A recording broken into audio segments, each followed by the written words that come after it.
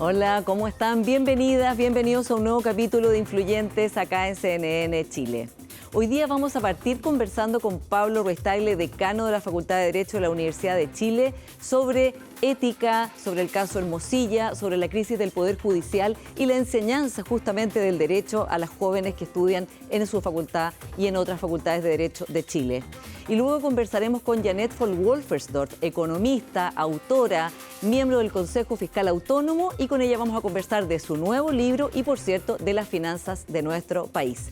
Parte entonces, Influyentes. Pablo, muy bienvenido a Influyentes. Muchas gracias, Paula, por invitarme.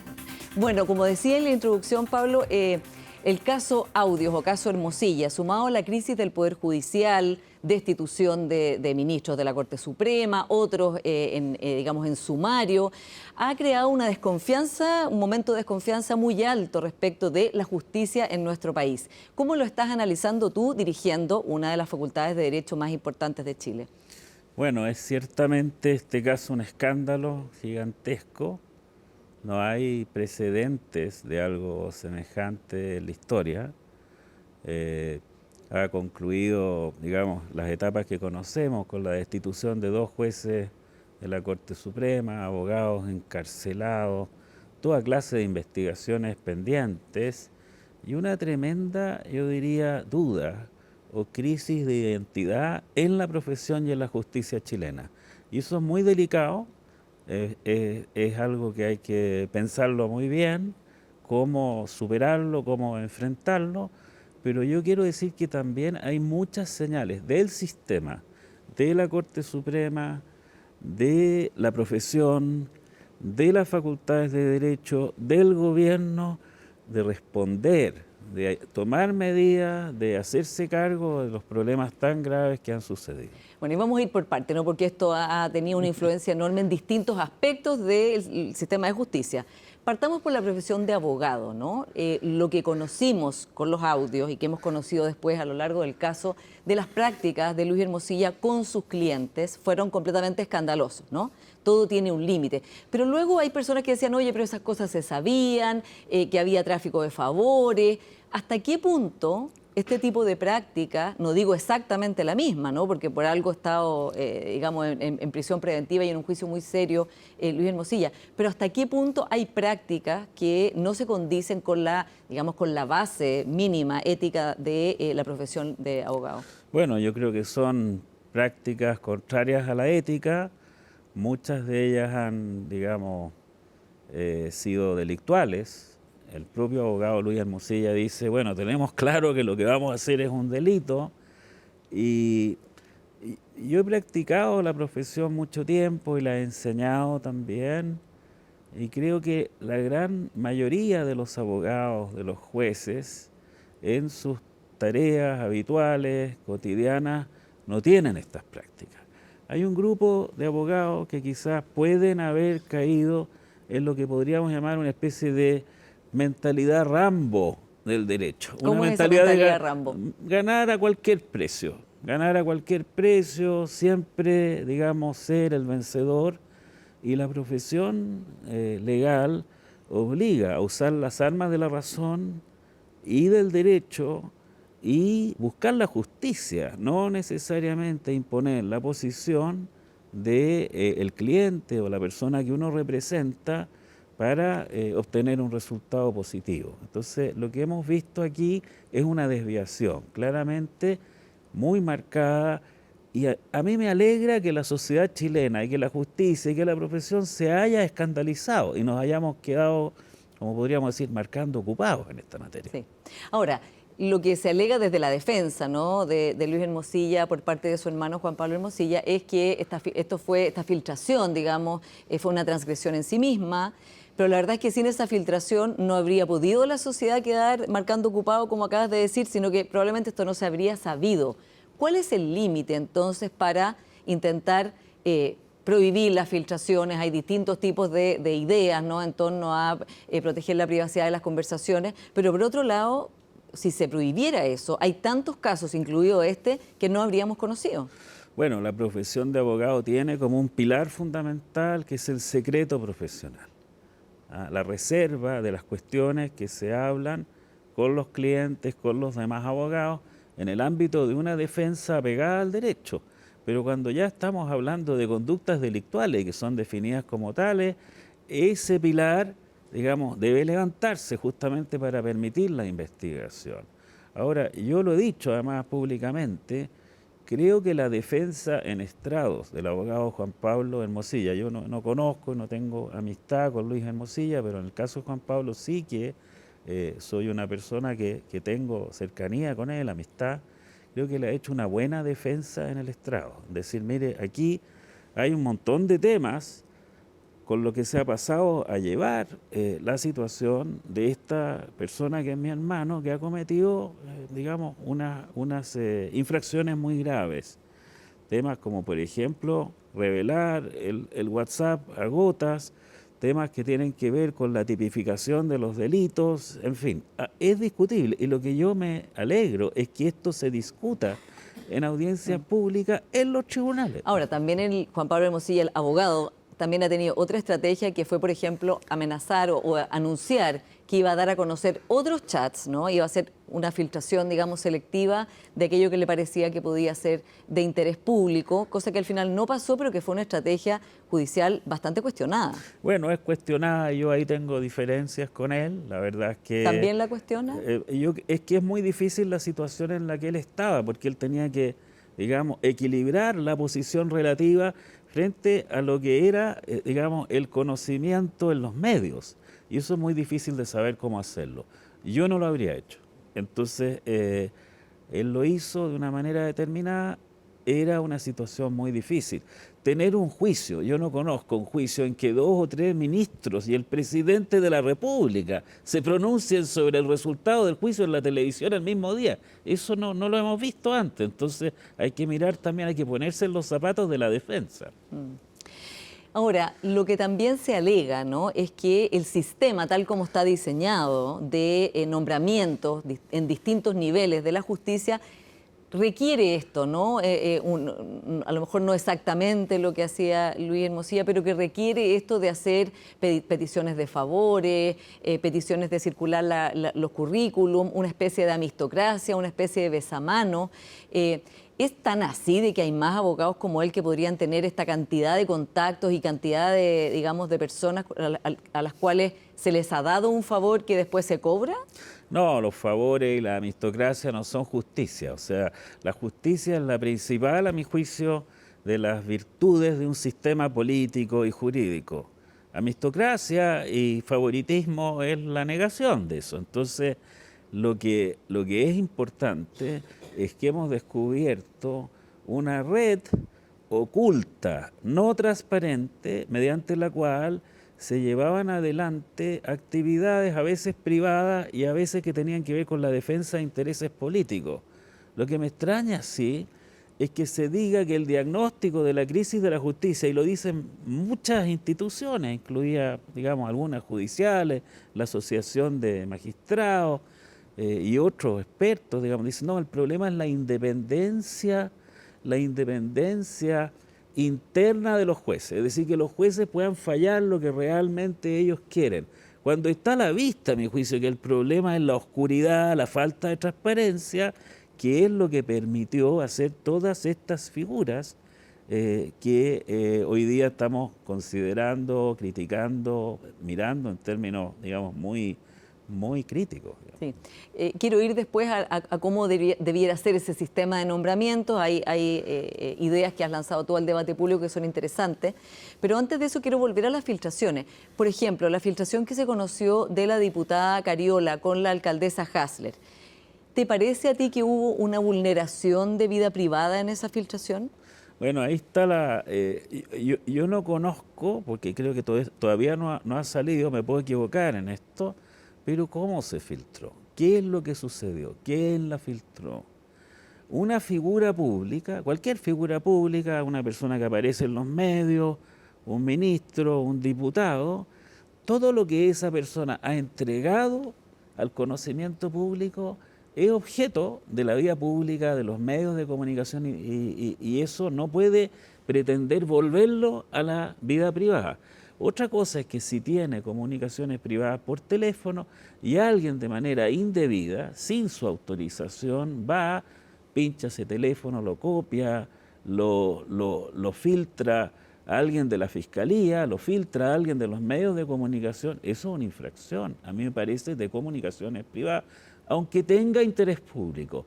Lo que procedería en ese caso es que la fiscalía, es que los jueces y los abogados en cuestión conozcan eso de manera reservada y lo usen para juzgar en un procedimiento, pero no ventilarlo a los medios de comunicación, porque entonces se hace justicia por los medios. Ahora, siguiendo ese argumento, Pablo, ¿no sería entonces que también es ilegal e indebido haber filtrado todo el caso, el audio del famoso caso audio, la conversación de Leonardo Villalobos con Luis Hermosilla? Yo creo que es bien dudosa esa filtración. El señor Sauer dice que él la filtró, y yo he escuchado también que hay versiones que dicen que en realidad él dice que la filtró, pero podrían haber otras personas involucradas. Yo no soy juez, no conozco los detalles de ese caso, pero ciertamente que la filtración de ese caso no se hizo con la anuencia de quienes participaban. No, evidentemente. Ahora, Claro. pero el problema es que si no se hubiera filtrado, no se hubiera publicado por los medios, no conoceríamos este caso Claro, es que probablemente. ahí está el otro interés en juego, que es que no se cometan delitos, que no hayan conductas indebidas, sobre todo conductas de tipo criminal. Entonces, hay un balance que hacer, no es fácil, hay que estudiarlo en cada caso, porque lo que interesa en todo el tema de la justicia, yo diría, digamos, en todo, es preservar la dignidad y los derechos de las personas, incluso de las personas presas, de las que han cometido los crímenes más horribles, de las personas que uno dice, bueno, ¿quién podría defenderla?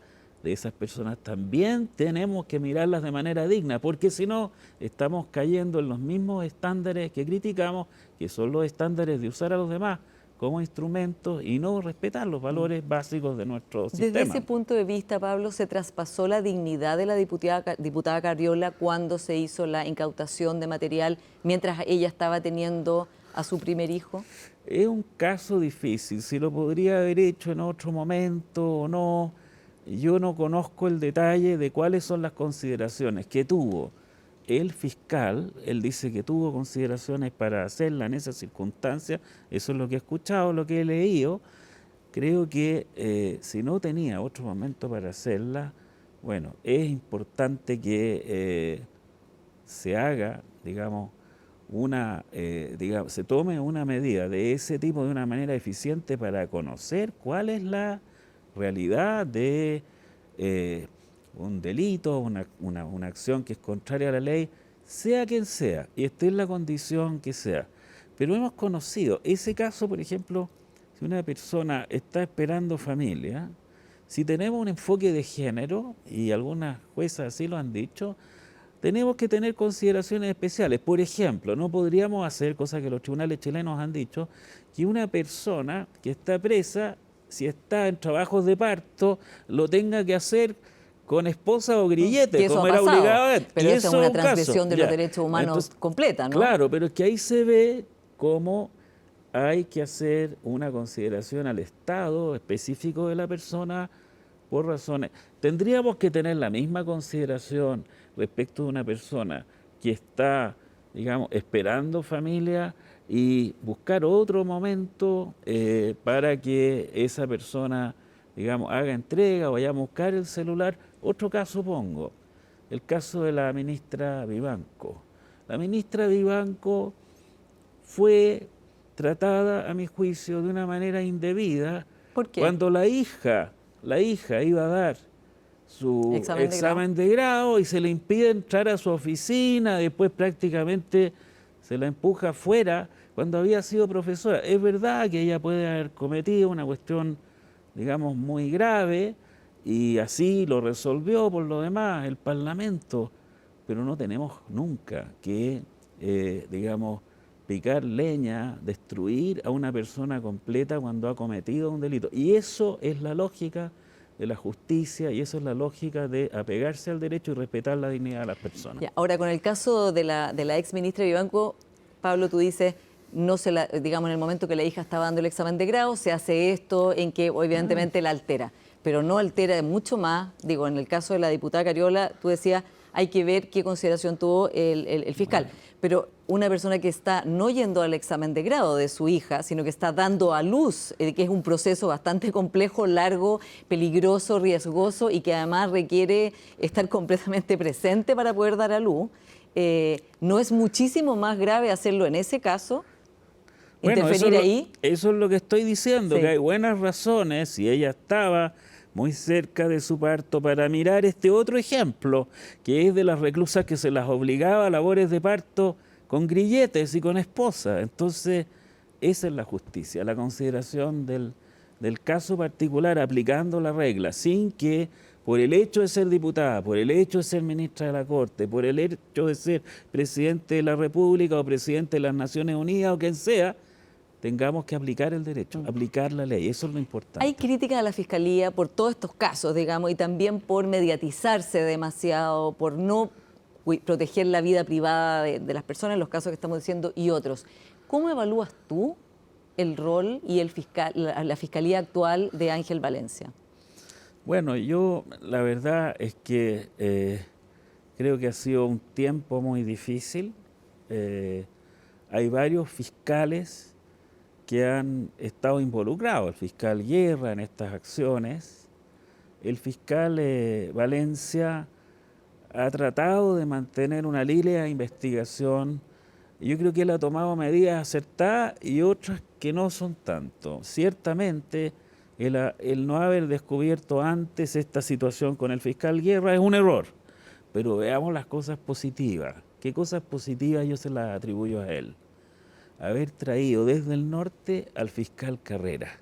Un fiscal que investiga las mafias de entradas y salidas de autos ilegales, que ha tenido amenazas del crimen organizado, y lo trae a estudiar el caso aquí a Santiago, y cuando él da una entrevista y él da a conocer cuál es la estrategia, a mí me pareció que era la luz, era una persona que entendía cómo explicarle a todo el mundo, a los ciudadanos de a pie, cuáles eran las acciones que correspondían en términos de justicia. Entonces, hay cuestiones positivas. ¿Qué nota sería, ya que eres profesor de Derecho? No, yo no. Si él fuera alumno, yo le pondría una nota, pero no es un alumno. Yo estoy diciendo una cosa buena, y es muy frecuente, estimada Paula, que personas muy buenas hagan cosas malas y viceversa, que personas muy malas también hagan acciones que son loables. Entonces, tenemos que tener, esto no es relativismo, es que tenemos que ver cuáles son las acciones en concreto, en qué consiste lo que se hizo, y eso juzgarlo, y no esta cosa tan chilena de destruir, de pasar por encima una máquina trituradora cuando alguien comete un error o una infracción. Pablo, tú eres decano de una facultad de Derecho muy importante. Hay una situación en las universidades en todo el mundo que están mirando hoy lo que está pasando en Estados Unidos, ¿no? En que el gobierno de Donald Trump tiene un ataque directo contra las universidades. Y ha habido dos posturas. La Universidad de Columbia decidió aceptar las condiciones de Donald Trump respecto de los profesores, del currículum, de la seguridad interna y de medidas de antisemitistas que plantea el gobierno de Trump, mientras que la Universidad de Harvard lo demandó por violación, digamos, a la Constitución y a las leyes que rigen la relación entre la universidad y los fondos que recibe por parte del Estado. ¿Tú crees que esta demanda, este rechazo de Harvard de aceptar las condiciones y por otro lado de demandar de vuelta al gobierno, así como los académicos también de Harvard han hecho una demanda por su cuenta, va a sentar un precedente muy importante para la autonomía universitaria global? Bueno, yo estoy por la autonomía, o sea, no es casualidad que me ponga esta corbata, es mi segunda alma mater, es la corbata de la Universidad de Yale. Yale está con Harvard y yo me he escrito con profesores con los que tengo amistad, por ejemplo, el profesor Bruce Ackerman, que está en la primera línea, salió en CNN Internacional hace algunos días, diciendo que esto no solo destruye la autonomía universitaria, destruye la democracia, porque las universidades, como dice Dworkin, son, las facultades de Derecho en particular, el quinto poder del Estado. Tenemos el Ejecutivo, el Legislativo, el Judicial, la opinión pública según Stuart Mill, los tres primeros según Montesquieu, y Dworkin dijo, el quinto poder son las facultades de Derecho. Ahí se forman los cuadros del futuro, la élite, política, la élite jurídica, y es muy importante cuidar la libertad en esos ambientes, cuidar que las personas adhieran a los principios, a los valores de la sociedad libremente, que haya en realidad un ambiente que no esté contaminado por el gobierno, que no sea una universidad militante, que no sea una universidad que se apega a los dictados del gobierno de turno. Y creo que el presidente Donald Trump se ha equivocado medio y además ha violado las reglas del debido proceso, porque ha castigado con una simple orden ejecutiva, un decreto simplemente, sin que esta acusación que él hace esté probada de que en realidad habría una infracción de la Universidad de Harvard en el trato a un grupo de alumnos o de otros. Cuando hay tensiones en las universidades, hay que respetar la forma en que las propias universidades resuelven esas cuestiones. Justamente, Pablo, muchas universidades que están apoyando a Harvard han dicho, y la Universidad de Yale también, que van a reflexionar internamente de cómo evitar, por ejemplo, que haya prácticas antisemitas o la manera que hay de protestar, ¿no es cierto? Porque también hay personas que han sentido que ahí ha habido como un cierto traspaso o vulneración de los derechos de algunos alumnos y alumnas. Más allá, por cierto, de que lo que está haciendo Donald Trump claramente parece que este fuera un subterfugio para realmente aplicar su plan, que es controlar estas universidades, ¿no? Un proyecto ideológico en que está usando el antisemitismo como una excusa, es lo que más parece. Pero respecto del tema de que no haya en las universidades cancelaciones, que se respeten todos los puntos de vista. ¿Cuál es la reflexión que desde acá también podemos hacer? Porque, por ejemplo, el año pasado también tuvimos acá tomas, también la rectora Rosa de Bes tuvo que dormir ahí con su equipo parte del tiempo para que no se tomara la facultad. Entiendo que también tú y tu equipo tuvieron que dormir en la Facultad de Derecho. Hace mucho tiempo antes, sí. Al comienzo, hace 6, 7 años. Bueno, tener que dormir para que no se la tomen, ¿no? También ha habido funas en la Universidad de Chile a personas, también en la Facultad de Derecho hubo una funa a Sergio Mico, que tampoco fue parada a tiempo o que en el fondo no se logró prever, ¿no? ¿Cómo se hace? ¿Cuál es la reflexión? Porque aun cuando, reitero, lo que está haciendo Donald Trump no se condice de esto, más bien parece una excusa, sí, en particular la Universidad de Yale ha hecho la reflexión de que se ha perdido adhesión de la ciudadanía hacia estas universidades, que a veces las ven como que no protegen la libertad de expresión de todas las personas. Bueno, hay dos cosas ahí. Una que tiene que ver con la conducta de la élite.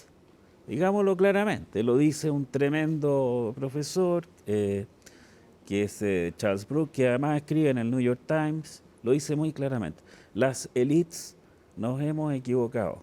Las élites nos hemos equivocado. ¿Por qué? Porque hemos tratado de imponer la idea de que el mérito consiste en parecerse a las personas de la élite. Y el mérito lo hay en personas de todo orden, digamos, de actividad. El mérito de una persona que viaja 3 horas desde su casa a su trabajo, que hace un trabajo que no sea, digamos, muy elegante, pero que es un trabajo en serio, bien hecho, vale igual que el de una super rectora o de un ministro, qué sé yo. Segundo, las élites también han descuidado el sentido ético, el sentido de la profundidad de las tareas en el área sobre todo de lo público. Parece que en el área de lo público la idea fuera ganar, digamos, sacarle ventajas al grupo que uno representa, y la tercera cuestión que dice Brooks, se ha perdido la idea del servicio, de servir a los demás, de ser útil a los demás, del servicio público. Yo pienso, hoy día con el ambiente que tenemos en Chile y en el mundo, ¿cómo convencemos? Esta es la pregunta que me hago todos los días. ¿Cómo convencemos a los jóvenes en Chile que es una buena idea servir a su país? Que es una buena idea postular al Poder Judicial, ser un abogado, ser una persona que se dedica en el ámbito privado, ayudar a los menos aventajados. ¿Cómo instalamos esa idea? Cada vez es más difícil. Yo no he perdido la esperanza, si no, no estaría dedicado a esto. Entonces, hay un tema que tiene que ver con lo que ha hecho la élite equivocadamente y que es percibido por la gran mayoría de la población que ve también las universidades de élite sobre todo, como un lugar que es muy injusto y que nada más que hace reproducir los beneficios sociales, y eso explica la votación de Trump, porque Trump, la verdad, todo el mundo decía que Trump iba a sacar una votación muy parecida a la candidata Harris. Bueno, no fue así, le dio una paliza porque despertó este sentimiento de que el sistema está podrido, de que la élite está desorientada. Ahora, las universidades son fundamentales para la democracia, no podemos descuidarlas. Y como son fundamentales para la democracia, son lugares donde se expresan las molestias y las pasiones. Las universidades que tienen libertad, porque las universidades donde no hay libertad, verdaderamente no pueden ser llamadas. ¿Y que no haya funa es parte de la libertad o no? Es que lo que pasa es lo siguiente, es que en los colegios hay funa, es que en la sociedad chilena hay actitudes de personas misóginas, de personas que no quieren saludar al vecino, no hay amistad cívica. O sea, lo que está pasando en nuestro país es que todo el mundo pone rejas, pone puntas de tiburón. Entonces, lo que éramos en términos de cordialidad, de saludarnos, de vivir, digamos, decentemente, cada vez es más extraño, y eso se refleja en los espacios culturales donde se pretende transmitir valores y principios, sobre todo en aquellos donde hay libertad. Entonces, en el caso, por ejemplo, del profesor Mico, que se repitió muchas veces, el profesor Mico en la facultad pudo exponer sus ideas durante una hora en el aula magna. Ahora, se montó una campaña comunicacional, mediática, que llevó eso a ser un trending topic. Entonces, el tema es que a veces hay una percepción de lo que ha ocurrido que acentúa lo que son las diferencias, las discrepancias, los conflictos, y necesitamos que esos conflictos que siempre van a existir entre los seres humanos sean resueltos de manera racional y justa, y en eso consiste el derecho, básicamente. Pablo Ruiz Tagle, muchas gracias por esta conversación en Influyentes. Muchas gracias, Pablo. Vamos a ir a una pequeña pausa y ya seguimos con más programa, y viene Janet von Wolfersdorf. Espérennos.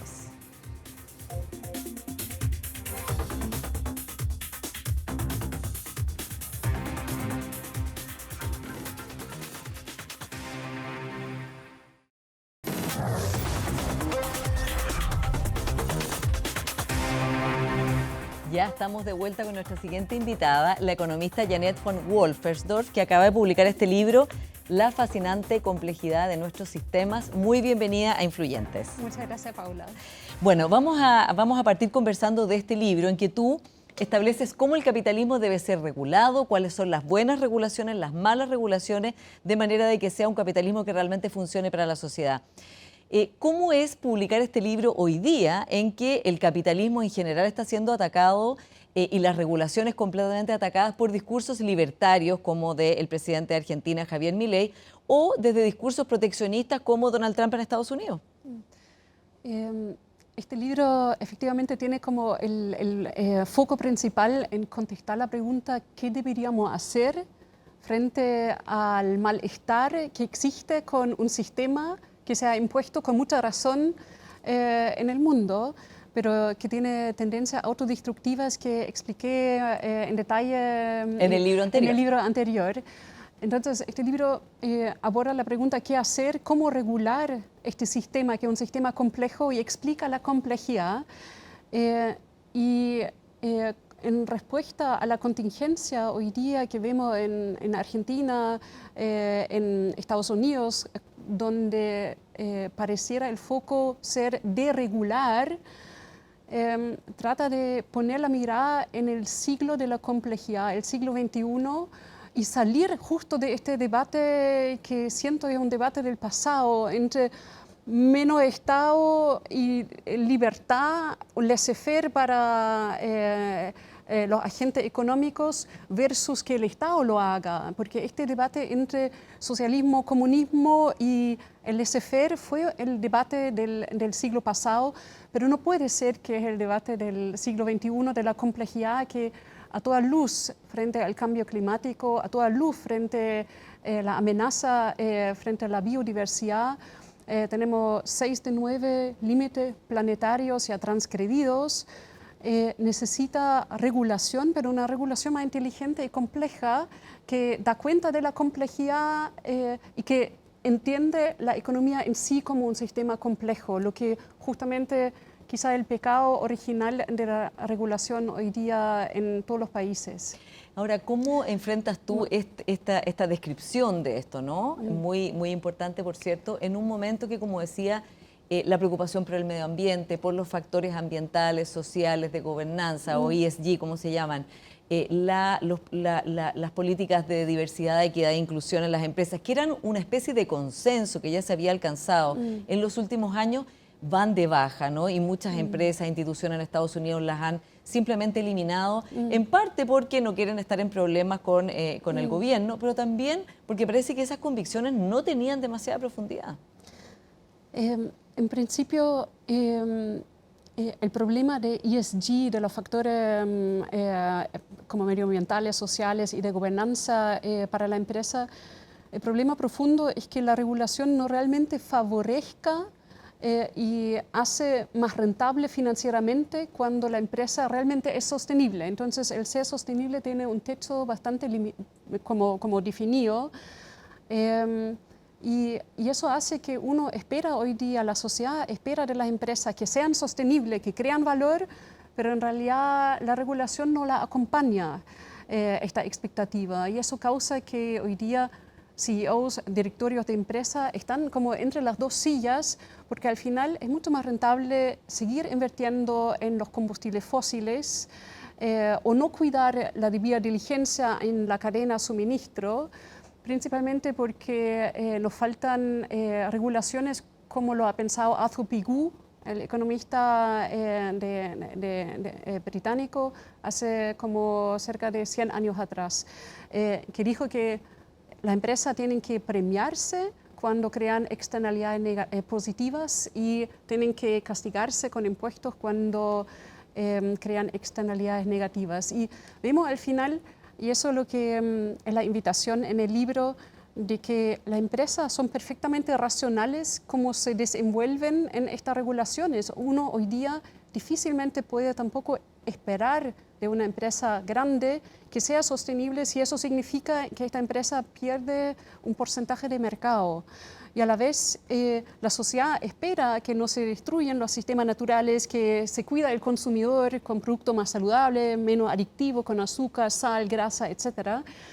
Y vemos que en su conjunto el sistema económico, tal como está hoy día funcionando, tiene un interés sistémico en seguir funcionando tal como lo hace, y todos los agentes juegan este juego porque el sistema con sus dinámicas nos lleva a eso. Claro, es como la inercia, ¿no? Es la inercia y el no poder salirse del sistema, porque de alguna manera creamos sistemas y después los sistemas dictan un poco lo que va ocurriendo.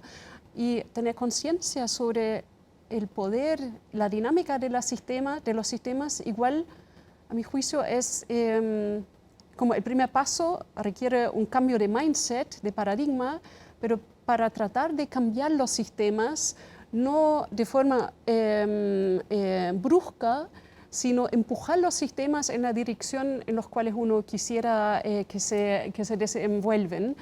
Porque hoy en día uno difícilmente puede juzgar, a mi juicio, moralmente. Sí hay una responsabilidad clara, pero es muy difícil juzgar a los agentes de un sistema donde cada uno en la posición que es se comporta perfectamente racional y nadie logra realmente salir de esto. Claro, es como entonces un problema más estructural, ¿no? Como dices tú en tu libro.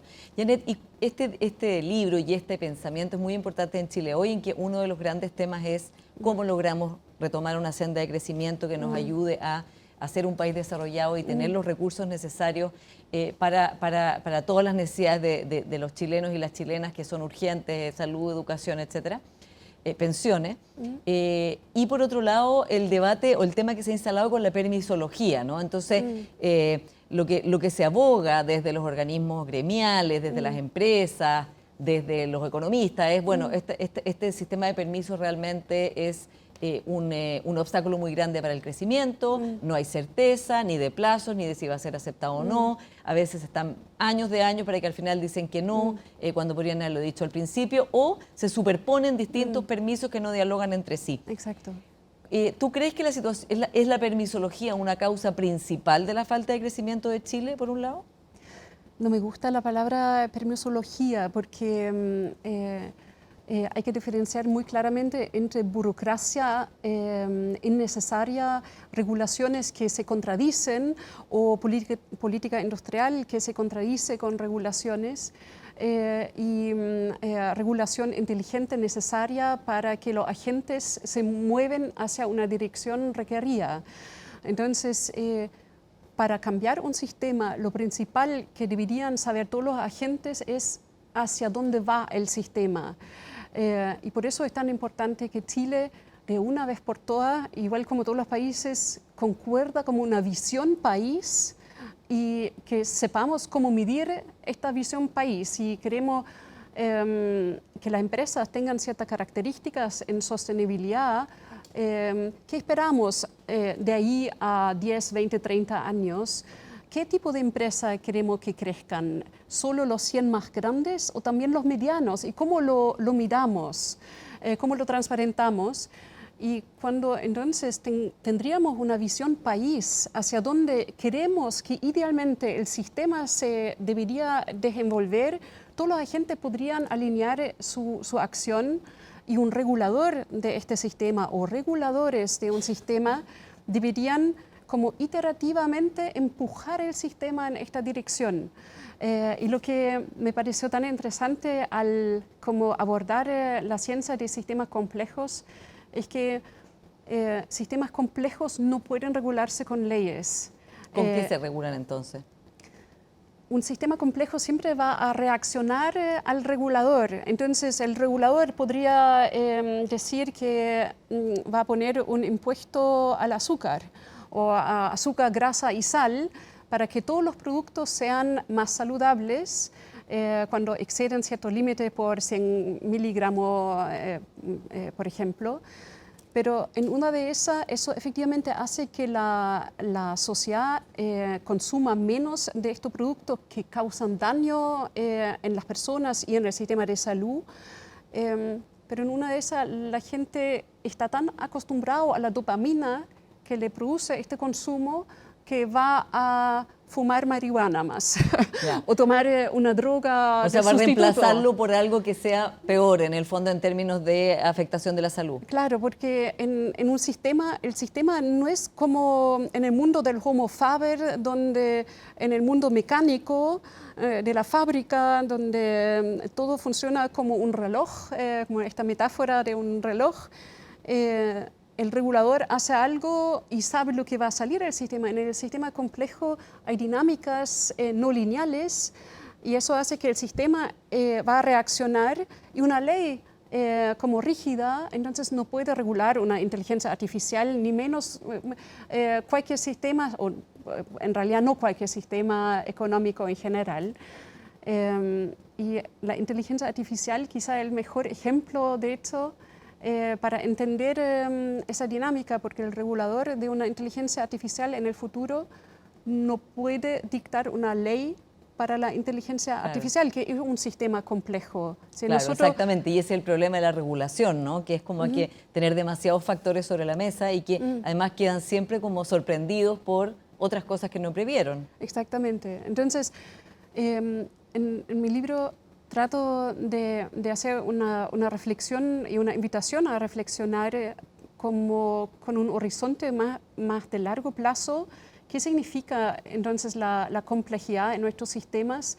Dado que hoy día, en este siglo, como hay un cierto consenso que la humanidad entró en el antropoceno, la época en la cual el ser humano tiene impacto en todos los sistemas complejos de este planeta, los sistemas naturales y naturalmente también los nuestros.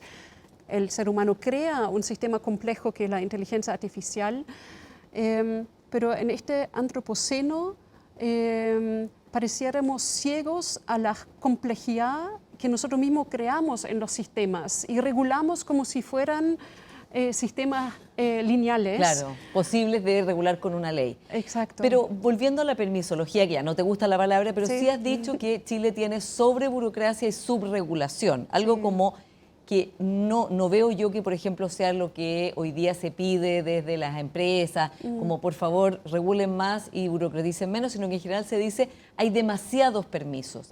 ¿Es Chile un país con demasiados permisos y eso afecta el crecimiento o no? De todas maneras, Chile tiene una sobreburocratización y una crónica subregulación. Entonces, habrá que abordar los dos. Por eso no me gusta la palabra deregular, porque confunde la burocracia con normas que hay que hacer y donde falta mucha norma. Por ejemplo, para que en el supermercado tengamos más productos saludables o menos adictivos y dañinos, faltan regulaciones, porque si una empresa grande de alimento y bebida hoy día reduce su nivel de azúcar y sal, va a perder en la góndola. Entonces, se necesita una norma pareja para todos para que podamos avanzar hacia un sistema más saludable, por ejemplo, y sostenible en materia de nuestra alimentación. Y eso requiere entonces de normas, pero de forma iterativa. Por eso mi reflexión es muy estructural en el sentido de decir que en realidad nuestro sistema de gobernanza y el sistema de gobernanza en el mundo todavía se basa muy en la filosofía del barón Montesquieu del siglo XVIII. Y esto es preindustrial y además obviamente también es precomplejidad, como las primeras teorías Claro. de complejidad se desarrollaron con James Clerk Maxwell, Poincaré en el siglo XIX. Y ahora, en las últimas décadas, la ciencia ha avanzado muchísimo en explicar la complejidad de sistemas y cómo el regulador de un sistema debería abordar Claro, este lidiar sistema. con esto. Ya. Exactamente. Pero tú también dices, estamos sobre burocratizados en Chile. Sí. ¿Cómo se aborda eso? Porque otras personas con las que he conversado y entrevistado dicen, en realidad el sistema de permisos en Chile es tan la maraña que habría que no empezar a sacar de a uno, analizar cada uno, sino casi que partir de cero y decir, ¿qué necesitamos hoy? Como cuál es la regulación para este siglo, y en vez de empezar a revisar cada uno. ¿Te parece a ti eso o tendrían que ser carriles distintos, el de la regulación y el de la burocracia? Ninguna solución simplista va a ser justo en un sistema complejo. Entonces, lo primero que necesitamos acá es una visión sistémica en la regulación, que hoy día no existe. Sí, la ley de permisología, por ejemplo, que se está tramitando en el Congreso, Sí. ¿aborda esto adecuadamente a tu juicio? No, porque necesitamos algo mucho más sustancial y permanente, que es una institucionalidad que va detectando permanentemente los frenos para la innovación y la burocracia junto con ello. O sea, hay más frenos más allá de la burocracia para la innovación en nuestro mercado. Pero eso debería ocurrir con una visión sistémica y de forma permanente y alejado del juego de poder. Entonces, un primer paso de acercarse a la complejidad del sistema económico y de una regulación acorde a la complejidad sería tener una instancia más autónoma que hace continuamente análisis, síntesis sobre burocracia y dónde habría que eliminarla.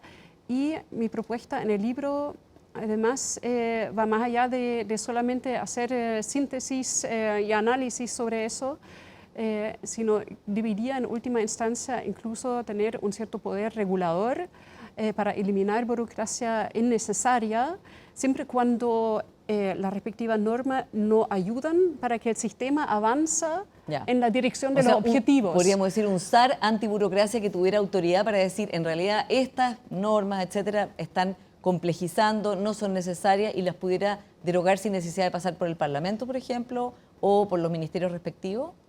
Sí, porque en la propuesta del libro se trata de repensar la arquitectura estatal.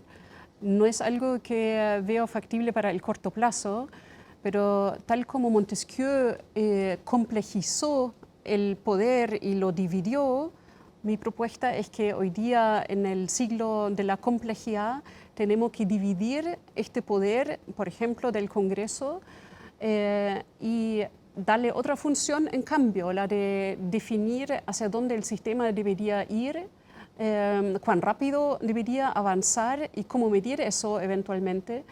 Pero el que realmente regula el sistema para que avance en este sentido y hacia esta visión, debería ser un ente muy técnico, especializado y alejado del juego de poder. Ahora, ¿cómo se logra eso en un momento, bueno, de polarización política en todas partes? Y en Chile, que tenemos un Congreso que le cuesta mucho avanzar justamente porque hay fragmentación, porque están muy metidos en el juego de poder, porque a veces, además en un año electoral, se hace muchísimo más difícil. Entonces, propuestas como la tuya, ¿no? De tener entidades técnicas, expertas, que vayan haciéndose cargo de esto, como dices tú, una mirada sistémica, se hace muy difícil. ¿Hay algo que se pueda hacer que esté a la altura de lo que el sistema político chileno es capaz de ponerse de acuerdo? El primer paso, a mi juicio, es realmente pensar cuál es la instancia que hace análisis sistémico y con conocimiento de complejidad sobre la economía. Y esto podría partir como un consejo, como el Consejo Fiscal Autónomo partió. Del que eres parte, claro. Del cual soy parte, pero aquí estoy como en persona natural. Entonces, podría partir de forma consultiva, como el Consejo Económico de Alemania, que también tiene que dar su visión sistémica sobre la economía alemana, pero todavía tampoco se acerca a la complejidad, a mi juicio. Pero es un primer paso, ¿no? Es un primer paso y a la vez deberíamos entender que cualquier sistema normalmente defiende el funcionamiento del sistema tal como está, y que sabiendo eso hay que tener como un cuidado en no juzgar la respuesta del sistema contra el cambio, sino entender que es simplemente parte de las mismas dinámicas. Claro. Pero que no por ello debería hacer que seamos pasivos en momentos cuando en realidad vemos que tanto los sistemas económicos como sociales están a la deriva. Entonces, igual la invitación del libro sobre la fascinante complejidad es inspirarse, y quiero destacar esto positivo, porque la complejidad hoy día es algo que nos abruma, que suena como Claro, que suena muy horrible. difícil de abordar, como algo muy teórico, ¿no? Y difícil de practicar. Exacto. Entonces, yo quería dar vuelta a la página y mostrar que en realidad, tal como el Premio Nobel de Física Giorgio Parisi en 2021, al recibir el Premio Nobel, destacó, la complejidad es como la característica en sistemas que permite su dinamismo, permite la innovación, la evolución de sistemas, y cualquier orden ferromagnético en realidad es todo lo contrario. Y entonces, cuando aspiramos a no tener tanta incertidumbre, en momentos cuando la sociedad siente incertidumbre, siento que la respuesta no es evitar la complejidad, sino entender que hay una ciencia detrás de eso, entender que todo lo que nos fascina, el funcionamiento de nuestros cerebros. Es un sistema complejo. Es un sistema complejo, y es complejo y contiene principios y dinámicas que justo nos sirven para abordar la complejidad. No de golpe, nunca jamás vamos a gobernar un sistema complejo para mantener la complejidad, pero al entenderlo podemos empujar los sistemas en la dirección que queramos. Entonces, ojalá esto se debate más, no solamente para la empresa, para equipos de trabajo, y para la política pública, sino ojalá se logra como llevar el conocimiento desde la ciencia de forma más permanente en todas las preguntas que tienen que ver con organización humana frente a los problemas actuales. Janet, se nos queda un minuto. Tú eres miembro del Consejo Fiscal Autónomo. Se conoció esta semana que no se va a llegar a la meta de la regla fiscal, que va a quedar para el próximo gobierno hacer ese ajuste, lo cual ha creado, por supuesto, mucha preocupación. ¿Cuál es tu reacción frente a este informe del ministro Marcel y de la directora de presupuesto en el Congreso? Bueno, el incumplimiento de la meta se conocía ya antes. Ahora se entregó un informe que da explicaciones sobre el desvío y explica medidas correctivas que tienen que presentarse acorde a la legislación vigente. Y el Consejo Fiscal tiene que emitir su opinión y análisis y síntesis fundados sobre esta materia. Asunto que vamos a presentar en el Congreso a fines de mayo de forma colegiada. Así que de forma individual no puedo comentarlo, pero sí, obviamente lo vamos a comentar como consejero del fiscal autónomo a fines de mayo. Muy bien, y seguiremos con mucho interés ese importante informe. Muchas gracias por esta conversación. Muchas gracias, Paula. Y a ustedes, como siempre, muchas gracias por su sintonía y nos encontramos la próxima semana.